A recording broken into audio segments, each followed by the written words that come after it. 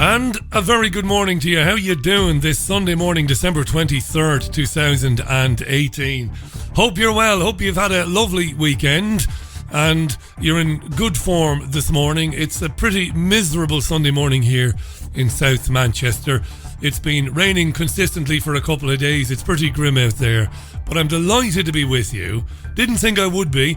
I've had streaming issues all morning and I've been working pretty hard on those, meaning that we're just about on air. Sadly, I didn't get to record and schedule the audio that I had prepared for the programme today, but you've got to improvise, adapt and overcome. We can do that, no big deal. So I can't bring you too much audio this morning, sadly, but there are plenty of things to talk about. It is live. I am Richie Allen. Welcome to the last Sunday View and indeed the last live Richie Allen Show of 2018. Thanks for getting up for me. Asking the questions mainstream journalists will never ask. This is your Richie Allen Show on richieallen.co.uk, Fab Radio 2 in Manchester, and triggerwarning.tv. And we're going to kick off with a bit of music this morning. Why not, eh? December 23rd, tweet the programme right now. It's at Richie Allen Show on Twitter, of course.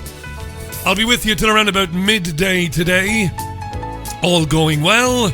This is Chris Rea driving home for Christmas. We'll take a look at the front pages of the papers after this. Good morning. I'm driving home for Christmas. Special tunes at Chris Rea driving home for Christmas on the Richie Allen Show, 5 minutes past 11. Sunday, of course, couple of days till the big day. I don't know how you feel about it. You might be looking forward to it and spending time with people in peace and tranquility and a few days off work, or you might not be looking forward to it. Either way, you've got my respect anyway. Good morning to Paul. How you doing, Paul Alawi? How you doing, Paul? To Colin, to Rachel and to Marley in Dublin and Ballyahaclia. Nullig Honna Yiv, a Colin. Hi to Delroy as well, to Andy Newman, to Dean Smith. Good morning, Dean. Thanks for your support. To Feathers Are Us, to Natasha in Liverpool, and to Natalie Stacey. Good morning, Natalie, as well. You can send me a message. I'll be delighted to hear from you. Peter won't be listening live because he's playing board games with his young boys. That's nice, that. Yes, not playing games on a tablet or a phone, but playing a board game. I like that. Monopoly at Peter's house. Good stuff, Peter. Right, let's have a look at the front pages of the papers. Like I said, it's not a weak excuse either. I had plenty of audio lined up this morning, but I couldn't record it to schedule it for my playout system because I've had a few technical issues since very early on. I was up early as you would expect me to be, had my run, came back and noticed that the stream had been dropping out overnight. The streaming PC does two things and two things only. It streams and records audio. It doesn't do anything else. Nobody plays with it. There's no surfing, tinternet on it. None of that. It just does that. It's in the corner of the studio. And I didn't think I'd be on live with you this morning. And then I thought, and I've said this before, they'll never believe me. They'll think, well, yes, last night was a Saturday and now he's telling porkies about streams dropping out. I would never do that. I'm honest to a fault. If I got pissed and was hungover, I'd just tell you. I'd say, listen, I'm in no condition to do it. But that wasn't the case. But it's holding strong, the stream. If it hadn't held strong, what I would have done was powered up my laptop and I would have streamed to you live over YouTube, which would have been interesting this morning. But here we are anyway. I'm going to look at the Mail on Sunday. Love the Mail, sometimes. The headline on the Mail on Sunday is, it's classic Mail, this. Are these the morons who ruined Christmas? Right? Who are the morons that ruined Christmas? This is all about this drone sabotage over Gatwick Airport, which I obviously was talking about back on Thursday because it was a big story, wasn't it? On Wednesday night and Thursday. Mayhem caused at Gatwick Airport because of the presence of a drone or drones. What's interesting about this is, here we are now, a few days later, and while they've named a couple of potential suspects, and we'll talk about those very briefly, the motive behind this drone chaos seems to be lost as of yet on the police and on the media. What is the motive? Anyway, the Mail on Sunday, are these the morons who ruined Christmas? Bit strong to say they ruined Christmas. Although, if you missed a transatlantic flight because of that, and if you then couldn't get another flight, yeah, I suppose it might ruin Christmas for you. Police were last night questioning a former soldier and his wife over the drone chaos that sabotaged the Christmas holiday plans of more than 140,000 passengers at Gatwick. Paul Gate, 47, and Elaine Kirk, 54, were arrested at their home 5 miles from the airport on Friday on suspicion of crimes involving drones that could lead to a life sentence. Wow. Friends and neighbours expressed shock and described the couple as respectable. Others said that Mr. Gate, who served in Northern Ireland and Bosnia with the Royal Artillery, but who now works as a window fitter, used to play with remote-controlled cars before graduating to model aircraft and drones. He launched drones outside his home every Sunday afternoon, said one neighbour. He was a big kid, really. Wow. Life in prison. I suppose we've become such selfish individualists now. We have, haven't we? By we, I mean humanity in general. We've become so self-obsessed and self-absorbed. Those who were trapped in Gatwick would probably happily see whoever is responsible sent to prison for the rest of their lives. I'm not sure it's an appropriate sentence, dear listener. They shouldn't be doing it, of course, but life in jail, maybe not. The Mail went on, or the Mail goes on to say, it emerged that the 3-day fiasco could have been averted in a matter of hours, but offers of help from the Royal Air Force and Army electronics experts were rejected. Now, those who lost their flights and who ended up spending 2 or 3 days at Gatwick tearing their hair out, they're going to want to know why the airport rejected offers of help from the RAF and electronics experts from the Army, right? You'd want to know, wouldn't you? Were you offered help from people who know how to deal with this sort of thing? Anyway, Gatwick security chiefs knew of the threat posed by drones, but they sought only to enlist the help of neighbourhood watch groups and put up signs warning operators to stay away. Speculated on Thursday, didn't we? You and I. Friend of mine, Michael, mentioned Michael from time to time, said he wondered if this was some sort of false flag event designed to cause a lot of chaos, and it might have a couple of payoffs. One being that there can be restrictions now placed on domestic drone users. So enthusiasts, right, who like to take a drone and fly it around the local park, maybe this might be used now to take control of what drones can do. I found it interesting that, as it stands, current rules mean that there's only a 1 kilometre exclusion zone around airports. I thought that was strange, because as somebody who runs, as I said before, 7 kilometres, 6-7 days a week, pretty much always 7 days a week. I genuinely, I'm very proud of that, by the way. I don't break any records, but I do it. A kilometre is not a lot of, it's not a big distance really. It's not a lot of, it's not a great distance, is it, to exclude drones? But anyway, so they've named these people. The man, Paul Gate, his friends and his work colleagues say he wasn't even there. It has been alleged that they were eco-warriors. It has also been alleged that they wanted to take revenge on UK airlines for deporting migrants. That's also been suggested. Came across that this morning as I was browsing the newspapers. So some people saying it's an eco-warrior thing, others saying that they wanted to get revenge on the airlines who willingly take migrants who have been deported or asylum seekers who have been deported and transport them out of the country. That's in the Mail on Sunday. Have you any thoughts on this dear listener, this drone thing, were you caught up in it? If you were caught up in it, let me know.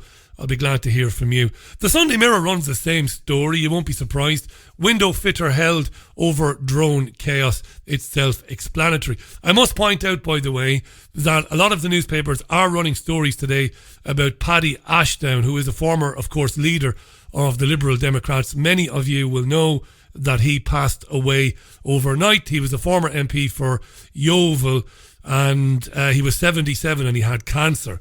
Paddy Ashdown, former Liberal Democrat leader, passed away. Low vibrations around. While pretty much 99% of the people who listen to this programme would be in favour of the United Kingdom leaving the European Union, for obvious reasons, because you and me, we know what the European Union is, right? Ashdown was very much a pro-European Union. He was a Europhile. A lot of low vibration around this morning.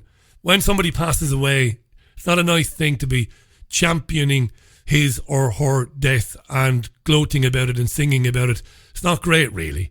You're not in a good place, really, if you think like that. Even Blair, I've said this before on the programme, if Tony Blair should pass away before me, as evil and as sick and as vile as Tony Blair is, the last thing I would be doing would be jumping up and down and celebrating it. And I'm not virtue signalling. Don't lower yourself to the level of these people. I'm not comparing Ashdown to Blair, by the way, or anything like it. But he did pass away yesterday. He was the longest serving leader of the Liberal Democrats in their history, or in the party's history. So that is getting a lot of coverage in the newspapers today, and of course in the papers as well, because the news broke before the papers went to print. Now, let's move on. The Sunday Times. Well. Bit of Christmas cheer on the front page of the Sunday Times. You ready for this? Al-Qaeda terror group returns to target airliners. Al-Qaeda terror group returns to target airliners. Be afraid. Be very afraid. That's what they want you to be, very afraid. Christmas cheer. So they also have a story about Paddy Ashdown, but the main story is on the Sunday Times interview with a security minister called Ben Wallace. You've heard his name mentioned from time to time. He works as a security minister, even he works at the Department of the Defence Department, I should say. Ben Wallace is warning that Al-Qaeda is resurgent. It's on the way back. It's not just nostalgia now in television, with all the old TV shows coming back, being remade. It's not just nostalgia at the movies with remakes of films. It's now nostalgia for terror groups. Al-Qaeda is back, and we are being told that it could be imminent. An attack against an airliner or an airport might be imminent, because intelligence suggests that Al-Qaeda, which according to the Sunday Times was behind the 9/11 attacks, yeah, right, Al-Qaeda is now developing new ways to bring down passenger planes, according to Ben Wallace. Now, I did read the interview with Wallace in the Sunday Times. Of course, he wasn't asked for any proof. Nothing. Just fear. Fear. Be afraid. Shit yourself. Hide under your bed. Lock the doors. Don't get on an airplane, because Al-Qaeda might bring down the plane that you have boarded. Be careful. Beware. Nobody asks these guys for any proof, you know. Where's the proof that they're trying to bring down an airliner? Any proof there, Ben? No? Okay. Move right along. Makes me laugh, the Sunday Times, you know, going with the old Al-Qaeda was behind 9/11. Sure it was. Leaving that one alone, the Sunday Observer. Interesting. Corbyn faces furious Labour backlash over Brexit support. Self-explanatory headline, right? Corbyn faces furious Labour backlash over Brexit support. So the Sunday Observer then leads with this story, because Corbyn said that he would continue to pursue Brexit if Labour won a snap general election next year. If there is a snap general election next year, and there might be, and Gideon George Osborne, the former Chancellor of the Exchequer, the Tory, who now edits the Evening Standard, George Osborne is predicting that there will be an election in 2019. George Osborne is the guy who professed to a fondness for sticking baby pigeons up people's bums when he was in school.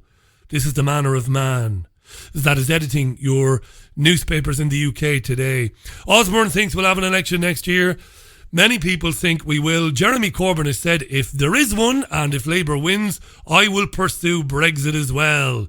Many people are unhappy, including J.K. Rowling. Spitting Feathers is J.K. Rowling, the author of Harry Potter, the series. She's spitting feathers. And apparently his party, the backbenchers are up in arms. Most of them, of course, are Remainers, right? Including people like that moron, orange on a toothpick. What's her face? Yvette Cooper, whose constituency voted 70% to leave. People like her demanding that the UK stays in the European Union, despite 70% of her own constituency voting to leave. So Corbyn has allegedly said, well, if we do win a snap election, I will pursue Brexit anyway. Will he really? All will be revealed, I suppose, in 2019.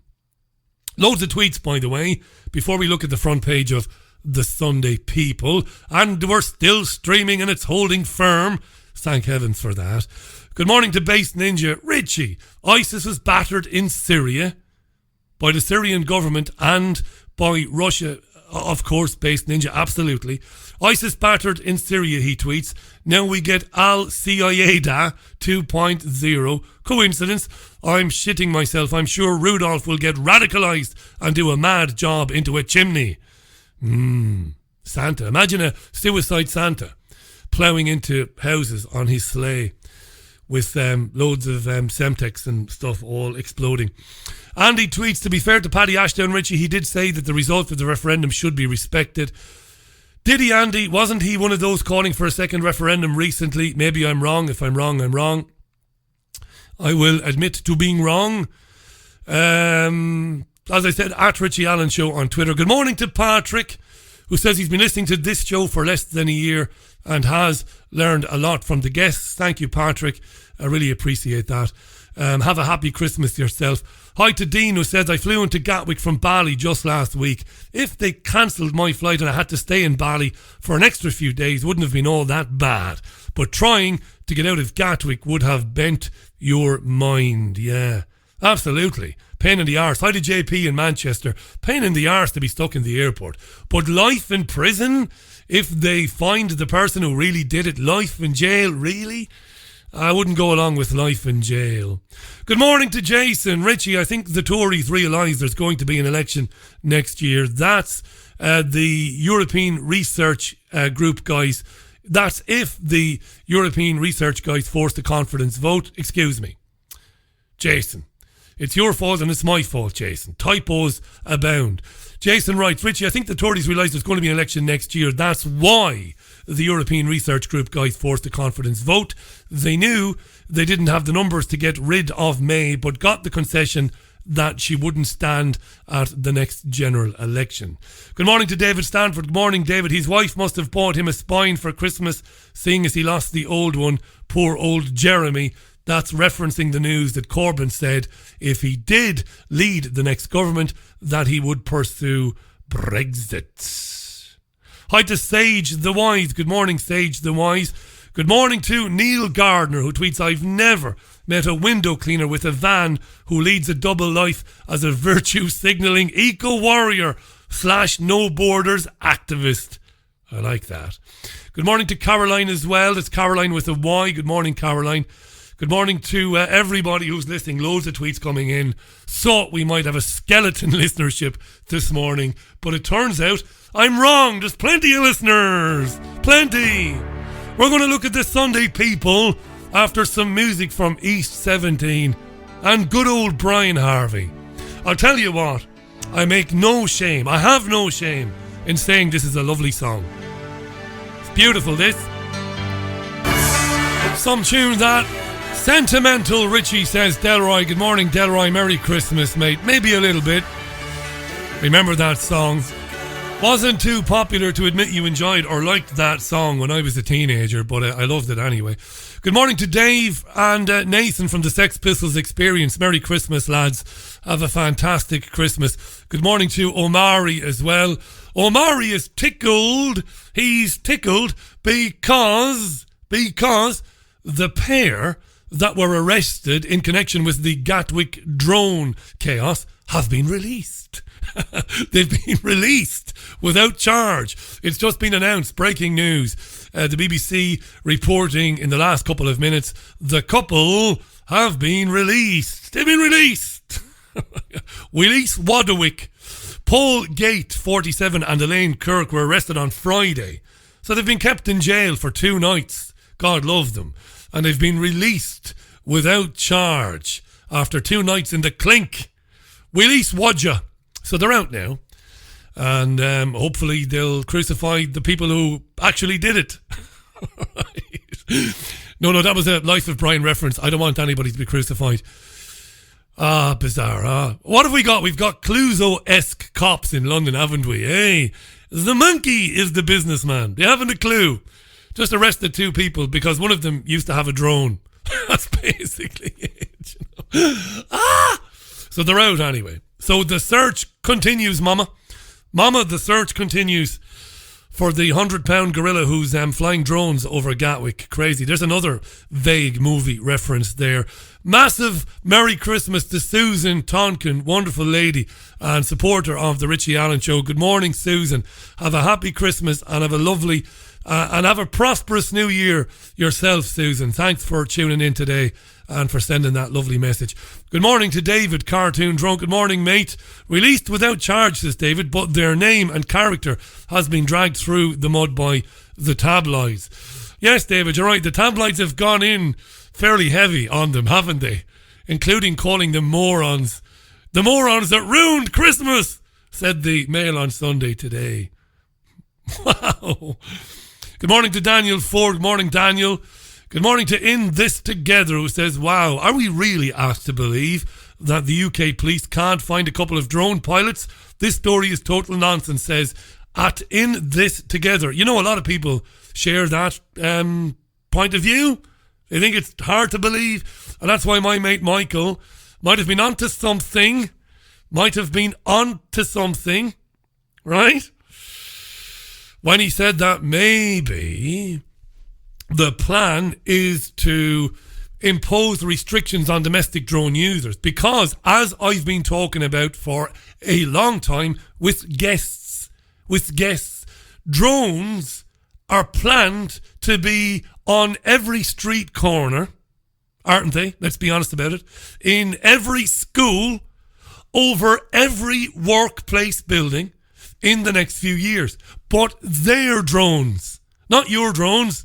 Right? They don't want your drones because domestic drone users who could use drones to film things and stream live, well, God knows what they might pick up in the future.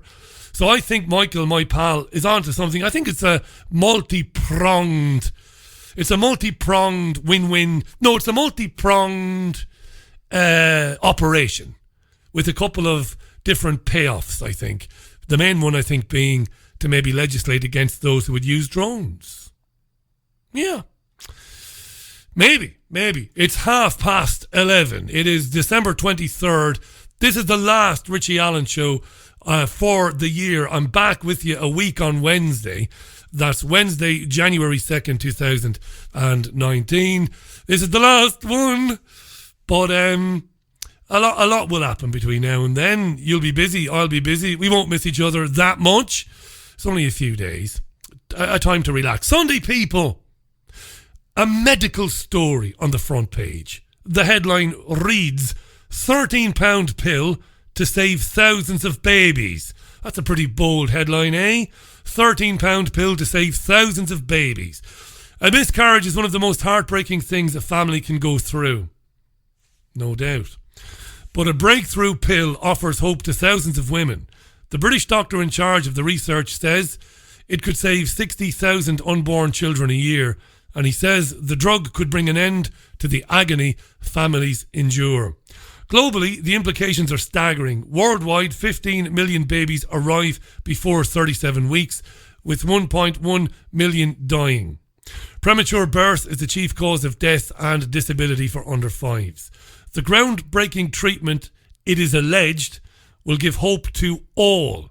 It is the first milestone of its kind in 60 years, and from a drug that has been a lifeline for asthma sufferers of every nation.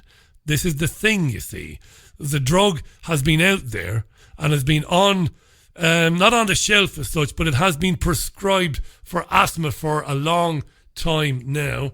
If you just give me a minute, I'll bring up the drug. I've got it here somewhere.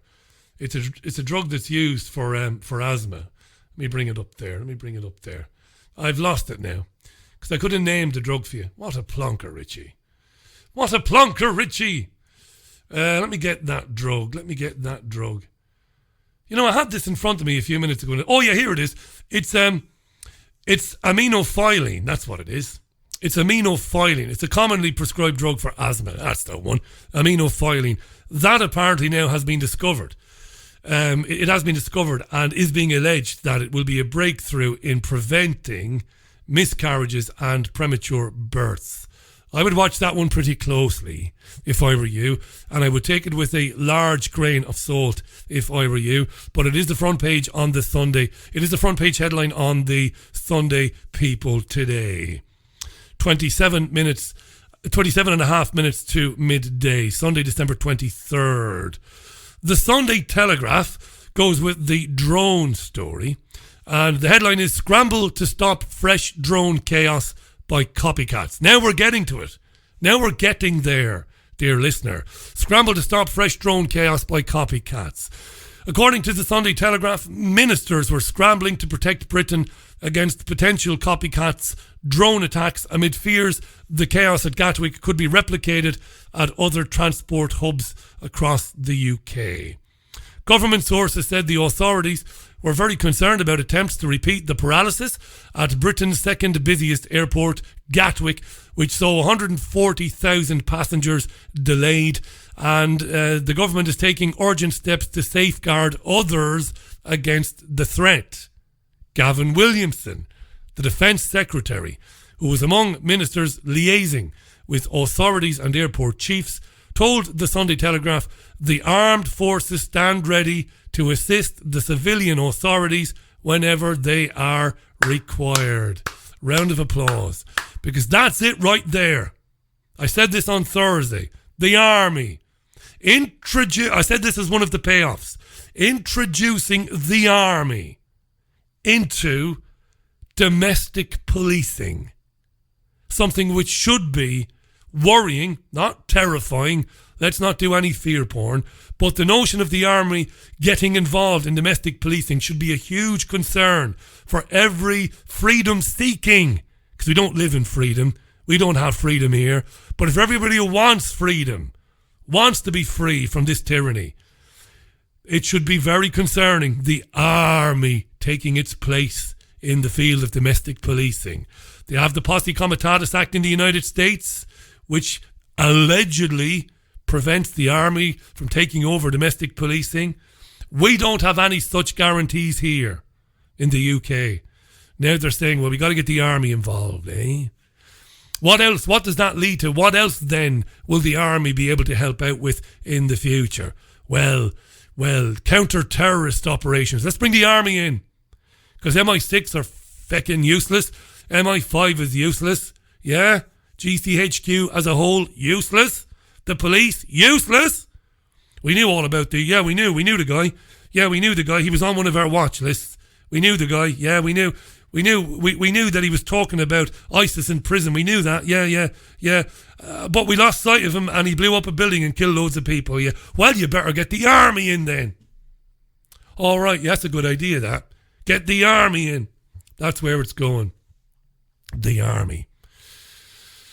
Yeah. So tomorrow, Christmas Eve, there will be a meeting at 10 Downing Street to discuss this incident.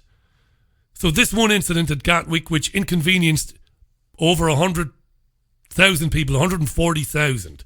Massive problem. Pain in the arse to anybody caught up in it. God love them, no doubt. But they're going to use this incident now. And remember, they haven't a clue who did it. And like David, Cartoon Drunk, tweeted, can we really believe they don't have a clue who did it? Can we trust that? No, we can't. Right? We can't. It looks like the police were under enormous pressure to arrest somebody. So they arrested these two poor, misfortunate folks on Friday. Now they've released them without charge. It's a cluster, right? And, sure, let's get the army in. Let's get the army in. Sunday Express headline, revealed Gatwick drone suspects. Right, they all went, as has been suggested on Twitter, they went to bat too early, didn't they, the Sunday newspapers, because the suspects, as I said, have just been released just in time for Sunday lunch. The least the police can do now is give them a voucher for Wetherspoons.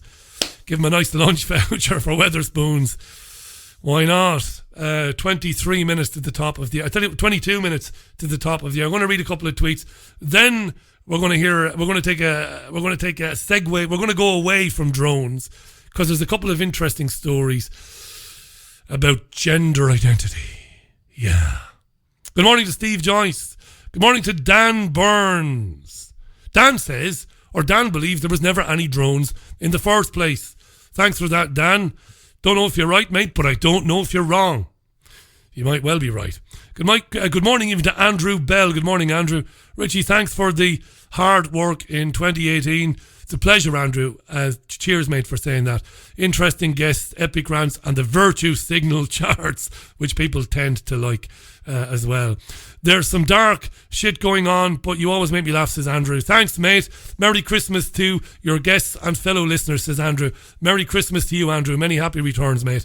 And Happy New Year to you as well. Yeah. People speculating that the drone story might have been invented by those who invented the Skripal story. The great hoax of 2018, wasn't it? Wasn't it just? Liam Norton asked the question, Richie, any pictures of the drone flying over the runway? Are there? Liam, were there some pictures published on Thursday morning? There might have been. Or were they mocked up pictures? That's a good question. Were they mocked up pictures? Good question, Liam. Could have been a complete failure of the computer network. Would cost airlines millions in compensation. A drone is a cheaper option. Also allows for getting all drone users even to get licenses. Good stuff, Liam. Paul Craven tweets, I wouldn't be surprised if those responsible for the drones to be Extinction Rebellion. These are interesting times, Paul. Interesting times. Let's move on. Here's a story that's in the Sunday Times. No, before we go gender identity. Here's the story in the Mail on Sunday. The headline is, schools that ban dreadlocks and braided hairstyles are using slave-era tactics to maintain white supremacy, according to academics. So schools that ban dreadlocks and braids are using slave-era tactics to maintain white supremacy. Who's saying this? Well, two British academics are saying it. A research paper claims that attempts to police black hair have their origins in colonial days when slave masters shaved enslaved people's hair and jealous white women cut the hair of black enslaved women. This is mad shit, this, isn't it? The controversial study uses the case of Chikazi Flanders, a 12-year-old who was put into isolation on his first day at Fulham Boys School in West London because his dreadlocks didn't comply with uniform rules. Now, what is my opinion on that before we read some more from the article? Chikazi Flanders should be allowed to wear his hair however he wants to wear his hair.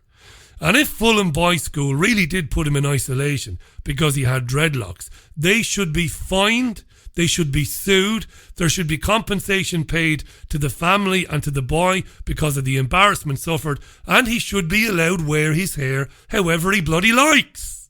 Right? Right. Anyway, the story goes on. Staff threatened to exclude the boy unless his hair was cut. But after legal action by his family, the Church of England school was forced to back down and ordered to pay compensation. Exactly, right? Exactly. At the time, his mother, Tuesday Flanders, said, "We would like to make sure that communities know that their identity and religious beliefs matter and that they cannot be forced to change these to access education." You see, I would argue with the boy's mother. Your identity and your religious beliefs don't matter, love. They don't matter. And if they don't matter, well, then people can wear their hair the way they want. They can wear a crucifix at work if they want. If they want to wear a burqa, they can wear a burqa. None of this should actually matter. That's the irony.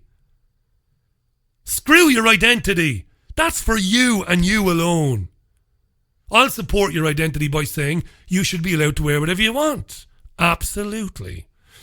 But anyway, what about the academics who say that this is white people trying to police black hair? This is a paper written by Dr. Remy Joseph Salisbury, who's a presidential fellow in ethnicity and inequalities at Manchester University, also co-written with Laura Connolly, lecturer in criminology at Salford. The paper claims, the academic paper by Joseph Salisbury and Connolly claims that the Flanders case casts light on how schools in England police black hair and suggests it is part of a broader racist system that places black bodies under forms of social control in order to maintain white supremacy. The academics add in their paper that by implying that black hairstyles are undisciplined, school policies feed into a broader narrative that black people themselves lack discipline. I'm going to read you from the paper. One of the paragraphs reads, "White social control of black hair has deep roots in enslavement and colonialism, and that notions of black hair as messy and anti-ethical to school discipline, and therefore success, are both naturalised and widespread. The study is part of a growing movement in British academia to analyse society using critical race theory, which works on the premise that racism is rife." That's very good by the Mail on Sunday. Critical race theory is not new, it's been around, but it's made a comeback in recent years with British academics and American academics on the left embracing it as an ideology, embracing it as an answer to to racial disparity or seeming racial disparity in the workplace and in education. So what they're doing is they're using critical race theory, and that starts with the supposition that racism is rife. For this theory to work, racism has got to be rife in society. And this theory embraces the notion of white privilege. Critical race theory and white privilege go hand in hand. Now, there are critics of the theory, including yours truly, dear listener, and critics, according to the Mail on Sunday, believe that these ideas serve only to turn black people into victims and to make everybody else racist. It's very interesting, because as far as I can determine, while young black men and women are being told that their hairstyles must change in some schools, I understand that a lot of white children from poorer backgrounds are told that they can't come to school with their heads totally shaved. Now, when I was in school, admittedly, when I went to secondary school, there was probably less than 10 black boys or black girls in the school. This is in Waterford City back in the late 1980s in secondary school. There were some Chinese students and there were some Vietnamese students, and that was it really, because Waterford really wasn't multicultural at that particular time. So I can't compare myself to the black children, but I was sent home for having my head shaved. I shaved my head. You see, when I was younger, my hair was thin, was fine, was very limp. It wasn't a great head of hair now, dear listener. It wasn't a great head of hair. My quid gruiga wasn't very good. Great Irish. A little bit of Irish there for the Richie Allen Show. Quid Goruiga. My hair wasn't great, so it was shaved. It's a great working class myth that if you shave the heads of the children with not very strong hair, that it will encourage the roots to grow stronger and the hair will get thicker. Doesn't work. Doesn't work. It doesn't work. So you're left looking like me anyway. Right? So I was sent home for 3 days because I got a 0.5 all around. I was a hard little bollocks now. Be Jesus. Thought I was. Of course I wasn't. And I was sent home for it. So I'm not sure it's exclusively black children that are getting told that they can't have the dreadlocks. First and foremost, they should be allowed to have whatever hairstyles they want. End of story. It's divide and conquer. 12 and a half minutes, 13 and a half minutes to the top of the hour. Good morning to Samantha Jordan. Merry Christmas to you and to your family too, Samantha. Good morning. Good morning to Rob Allen. Neil says, I'm all for dress and hairstyle freedom. Provide people meet minimum standards of hygiene and decency. But burqas are ideological garments forced on young women and also impede face-to-face interaction. On some women maybe, Neil. You see, this is the thing. I'm for freedom of choice. I'm not for somebody being told they must wear the burqa or the niqab. I can't support that. But if some woman entirely of her own free will says, I want to wear this, by all means. However, as a show of respect, take it off sometimes. Let people see your face when they're talking to you, maybe, I don't know. It's just me. Good morning to Jackie and Oz. Right, let's move on. Time is pressing here. Last show of the year. I normally have loads of audio interspersed among these newspaper articles, but this morning with the technical problems I had to deal with, I couldn't do that. Just about got on air today. Stream was dropping out overnight quite a bit, and this morning we're going to talk a little bit now about the transgender lobby. I'm going to get a jingle made for the new year. I'm going to get a wonderful jingle. The transgender lobby. A big echoey jingle. This is in the Sunday Times. New lottery bonanza for transgender lobby. The National Lottery is giving money to the trans lobby. Right, what's happening? Well, the Sunday Times writes, dear listener, have a listen to this. Excuse me, let me grab some water there. I'm drying up a bit. Marvellous. Lovely. No fluoride. Not distilled, but no fluoride. Now, new lottery bonanza for transgender lobby. What does it mean? The National Lottery was last night accused of breaking its ban on political funding after giving a large grant to a second controversial transgender lobbying group. The Big Lottery Fund, BLF, the Big Lottery Fund, will give £494,000 to empower trans leaders and organisations. To do what? Well, to give them $494,000 to empower them in facilitation, media and influencing. So when you buy a lottery ticket now, some of your money is going to 2 major trans lobby groups, and they're going to use that money to influence people. Wow. The money is being handed to the advocacy group Stonewall for distribution to other activists, creating a network of leaders to lobby for change.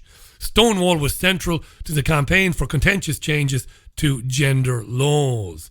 Last week, the Sunday Times revealed the lottery had awarded £500,000 to the trans advocacy group Mermaids, which campaigns for children to be allowed prohibited sex change hormones.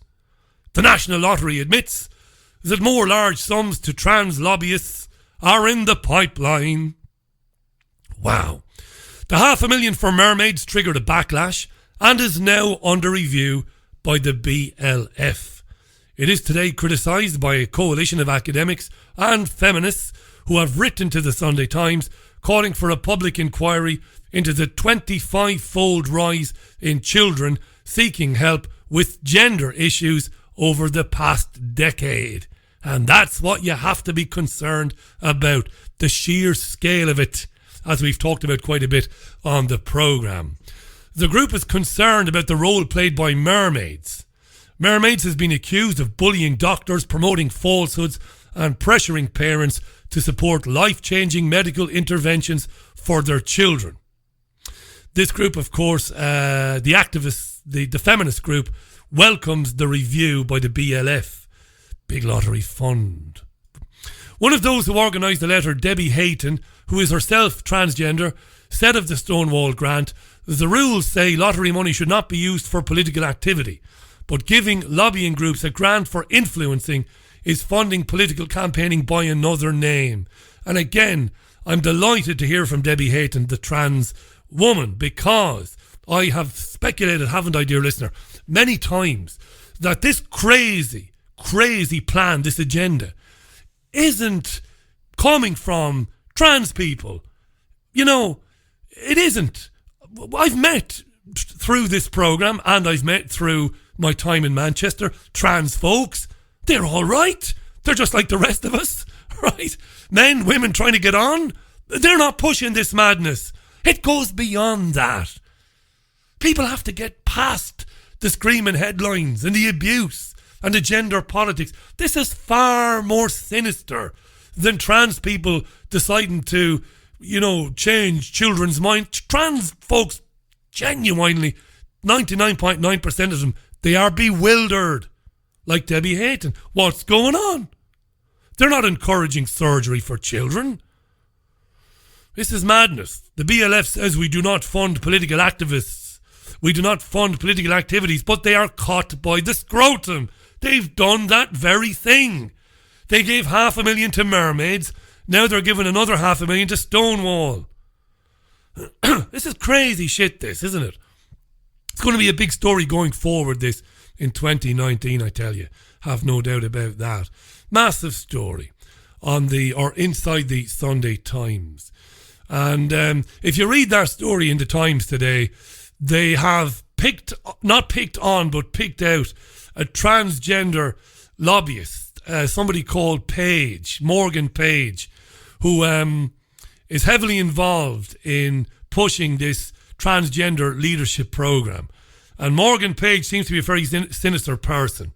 And I'm not going to get into it now because I don't have time, but the entire story in the Sunday Times is very interesting. Also in the Sunday Times, Dominic West, the actor, is suggesting that a transgender soldier called Hannah Graff be given the next James Bond gig. There have been calls for a female James Bond and for a black Bond.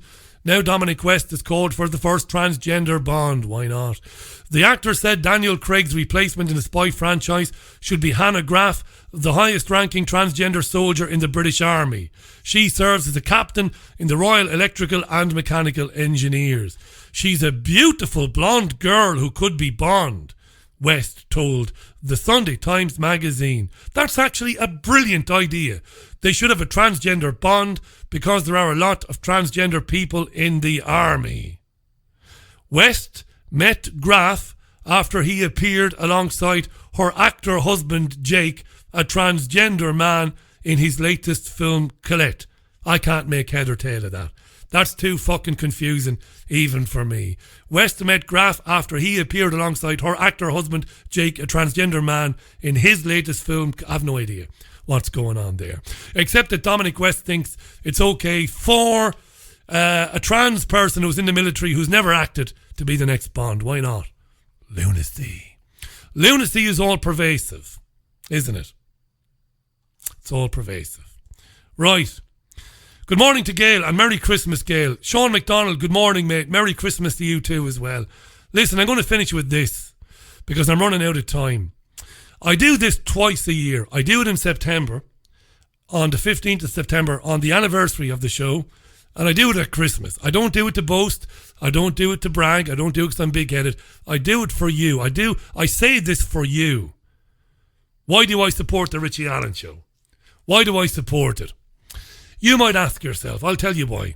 This year alone, to date, The programme has been downloaded over 2.5 million times through Podomatic. Through Podomatic alone. That's a podcast. 2.5 million times the show was downloaded to a phone or a tablet from Podomatic. It was downloaded 1 million more times on iTunes, and God knows how many times on Spotify. It's been listened to over 2.25 million times on YouTube. Would have been a lot more if they hadn't deleted my channel with nearly 100,000 subscribers. But still people find it on YouTube. 2.25 million views on the new channel. And amazingly, the live stream is accessed over 60,000 times a day. Mostly when I'm live between 5 and 7, of course. But 60,000 times a day minimum. The programme is accessed, the live stream which runs constantly. It is verifiably the most listened to radio show in Europe, with millions of people listening to it every month. And that's down to you. It couldn't have happened without your support of it. I really mean that. And I'm going to hurry this up because if I don't, I'll get a little bit emotional, and I don't like getting emotional. But thank you for doing it. You made it happen. And I just want to say a very quick thanks and Merry Christmas to a few people very quickly. And I don't want to offend anybody whom I might leave out because I've not written this down. I was so busy this morning trying to get the stream on that I haven't actually written this down. So I know I'm going to leave somebody really important out, but I'm going to run through a few names very quickly, right? You, first and foremost. Thank you. Thanks to Jean Ann, to Tez, to Hayden, to Paul Ripley, to Mark Boyerski, to Patricia in Switzerland, to Ruth in Oz, to Mark, to Michael Cohen for the ideas, even though he's a mad socialist, is Michael, to Gilad, to Michael Rivero, to Maria, to Kevin Barrett, to Dean Henderson, Scott Rickard, Phil Restino in Florida, Peter Kalchev, Mark Moore, Graham Rowe, Tony Gosling, Rima Labo, Jim Core, Gemma O'Doherty, Paul Craig Roberts, Stephen Lendman, Jordan Maxwell, Tommy Sheridan, and all the regular guests. Like I said, I'm doing this on the fly. If you're not mentioned, please forgive me. It's not a slight. I'm doing it on the fly. I really am. And to Caroline, the most beautiful person inside and out that I've ever known, I'm truly not worthy. I really am not. To everybody who donated this year, no matter how big or small, it helped. 50 pence a month is as important to me as £10 a month. It really is. Thank you. It just doesn't work without you. You know, without you, it's been a tough year this year, particularly the last 6 months. I've not been well. I've not made much of it on the programme. I've been seriously unwell. But I'm working on it. I'm still here and I will be in 2019. So I'll speak to you on Wednesday, January the 2nd,